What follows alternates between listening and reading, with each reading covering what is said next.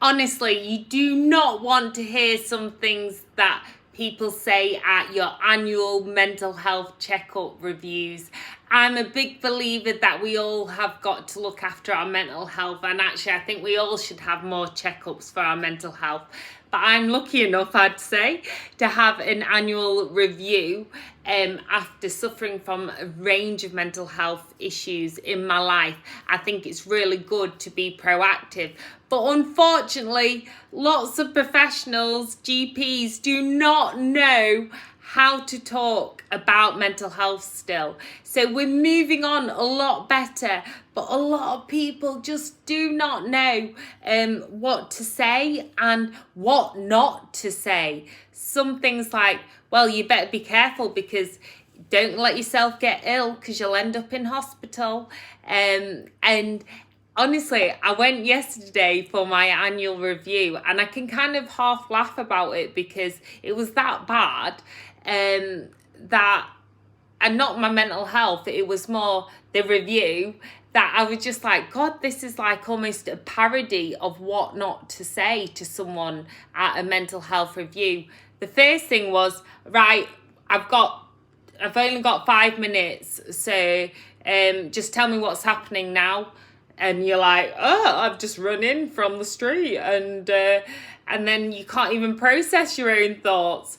And then it was like, right, okay, well, you've got to look after yourself so that that you don't end up in a hospital, because they're horrid.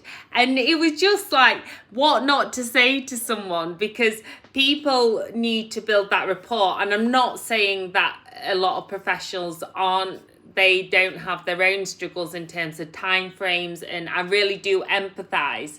But there are still ways that we can manage certain situations where we can actually really help and harness one another to actually have a voice, which is why I believe in the power of storytelling so much. Because when we can tap into people's ways of communication, because really to me they shouldn't just be asking you these questions, it should be looking at your whole body language. There should be lots of different ranges, and then it was just literally had my weight measured, my height measured, and then then it was like, you don't smoke, do you don't drink, do you? Oh, well, that's good at least. And then it was just this quick list of questions, tick, tick, tick, tick, tick. Are you taking your meds? Good. Right, okay. So just make sure that you don't get poorly again. And it was just like, I was like, right, okay. And honestly, so many people, I can kind of almost half laugh about it because it was that ridiculous, some of it. But so many people just really don't know how to talk about mental health, and they don't see that it's not just a physical monitoring issue, and that it's ongoing, that we've all got mental health. And actually, by asking more open-ended questions of one another, giving people the space or time, or asking what would work for them, often works. I know that GPs are really restricted, and it's lots of pressures on them, but at the same time we need to make sure that that time we do have with patients is valuable to them, and that we're allowing them to open up and following up on anything that they need, and maybe asking more about what that human needs. So if I know someone's struggling, I'll always say, well, what will work for you right now, or do you know? And then I could make suggestions. But you're building that rapport, and I know they haven't got long, but at the same time it's how you phrase that not having long. You don't phrase that in a way where it's like, I haven't got time for this, can you just tick these boxes please? Because what we don't realize then is, if we're allowing people a space to open up, but then it's not a kind of safe space, or we're not nurturing it, sometimes that can be triggering for the person.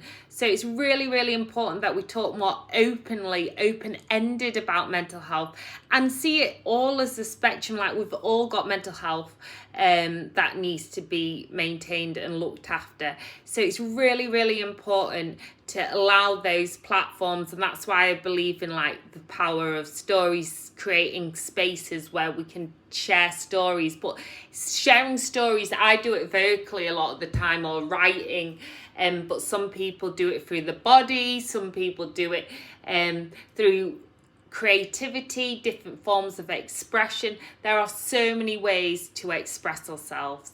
So I just wanted to say, don't give up. There are a lot of caring people out there. And also, I remember my lovely friend telling me, it's like when you've got therapists, it's like dating a therapist. You can ditch them as well. And you can you might not get that rapport. So I know not to go back to this doctor, although I had asked not to see this one actually, because we'd had this before. But it's about then knowing that you're worthy, because you do deserve good health care, and asking for that. And I know it's hard, so that's why we can try and be each other's comrades and allies, and stand by one another, to actually have that voice and have that platform to share their story. Sending you so much peace, love, and shimmies.